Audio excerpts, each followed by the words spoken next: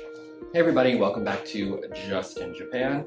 Today I thought I would talk about reasons I want to move to Japan. Why do I want to move to Japan? I did make a video about this earlier, but it was kind of short and I'm trying to keep everything in the same format. So I used my laptop and now I'm going to use my phone to do all my future YouTube videos.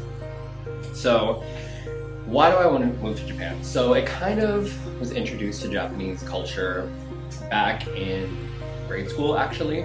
So I was part of this AP class that was chosen. I was like one kid chosen out of like the 5th grade, maybe it was, and I got to go take this like Japanese immersion course. And I just remember I was really interested in it. I got to learn how to count to like 10 in Japanese, and like when you're a kid, that's really cool because you have this like really interesting skill that not all the other kids have. We got to learn a little bit about like kimonos and culture and food. So that was my first introduction to Japanese culture and language. And then I actually was watching anime before I even knew I was watching anime.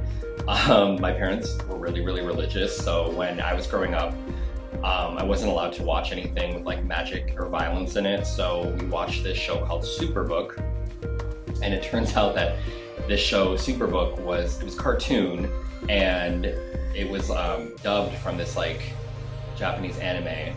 I can't remember the name of it right now, but if I figure it out, I'll put it in the video so you can look it up. But and I watched that as a kid and I was like completely obsessed with it. Not so much because of the stories, but because the animation is really interesting. So that was my first introduction into anime, and then it kind of just grew from there. When I was a teenager, I got more into anime, I got more into J-pop. I was really into J-pop. I still really do enjoy it. Ayumi Hamasaki, Kodakumi, Utada Hikaru, you know, the staples. But I was like that goth kid in high school that was listening to J-pop with the rest of the nerds drawing anime, sitting by themselves at a table. And then that kind of progressed into Japanese street fashion. So I got really interested in a style called Gyaru-o, and actually I will grab an example of it. Gyaru-o is kind of like a multiple faceted style, but Menzeg is like the noted Gyaru-o magazine that a lot of Gyaru-o would use for like fashion style tips, things like that. So there's different aspects of the style, how it looked from American fashion, and I really became super interested in that, to the point where I joined a Gyaru circle essentially. And they were planning a trip to Japan, so in 2009. And I somehow came up with the money to go. I did use my credit card, I remember, for a lot of that trip. Like, I think I paid for the plane ticket with my credit card, I paid for the hotel with my credit card, I also paid for clothing with my credit card because I was like, when am I ever gonna get to Japan again? So that was my first introduction to the country itself. And as soon as I went there, I was a very introverted kid, really shy, didn't really like to do new things, didn't like to explore new things. I went there when I was about, I think, 21, 22, and that was my first trip like alone. That was my first trip to a different country. As soon as I got there and I just was going about my everyday business, I was like, okay, I could understand. I could see like myself living here long term. So the first time I went, I was only there for about 10 days, and I loved it, and it went by way too fast, and I went home, and all I could do was think about going back, and I really wanted to go back. But everything I thought I would like about it, I did like about it. So like the transportation, the convenience, the fashion, the food, the way that the culture just is. Where it's like, you know, you watch out for other people before yourself, or kind of mentality, I guess you'd say. Everyone is just very polite and respectful, and you just do what's expected of you because it's expected of you. I don't know. And I know I have a different perspective as like a foreigner, someone coming from America.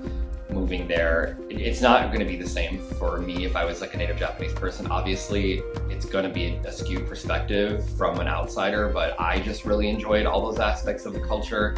But I've heard from Japanese people that those are the things that I like are the things that they hate. So it just depends on like your perspective on everything. But I personally felt comfortable, I felt safe, I felt like I could really express myself there more than in America. And I do live in a small-ish town, not really, but like I don't live in like New York or LA, where, you know, you could express yourself more, but everything I knew I was gonna like about it was true. So I came home from that trip, and then I went again in 2019, and I was planning to go again last year in 2020 in April, but the entire world shut down due to COVID, obviously, so that did not happen. But when I went again in 2019, I went for 2 weeks, and it really cemented in that like thought of like, you need to be here, like you just need to move here. I did more things in 2019 than I did in 2009, obviously, because I stayed there for longer. I got to experience temples, I got to experience more of a nightlife that I didn't experience before. When I went in 2009, every time we went out, it was always to go to a para club. It's really heavily tied into like the gyaru subculture, the fashion subculture. So every club we went to was like a para club. And this time around, all the clubs we went to were LGBTQIA+ friendly clubs in Nichome, and it opened up like an entire new world of what nightlife could be. Me and my friends, because we're all like gay, you know, we're all queer, gay, on the part of the alphabet mafia, if you will. So that really opened up an entire new clubbing world, nightlife world for me when we went to Nichome, and I loved it there, and we went there multiple times. I got to spend some time on my own when I was there, and it was a little bit lonely at first because I don't really know the language that well. At least when I went in 2019, I hadn't studied at all, and I'm studying a lot more now, obviously, because I'm going there for language school, so I'm taking some time to study now. But when I went in 2019, I didn't really know I wasn't brushed up enough on the language, so I did have a couple days where I was by myself, and I walked around, and it was a little bit lonely, but it was still exhilarating to be in a different country. So I'm really excited to continue my journey there by living there longer term as a student. But I just wanted to refilm my old video that I made about reasoning behind me wanting to move to Japan. It's probably a lot of the same reasons that you might want to move to Japan, but let me know if you ever want to move to Japan and why in the comments down below, and I'll respond to any of them because I'm bored. But thanks for sticking around, and I'll see you soon.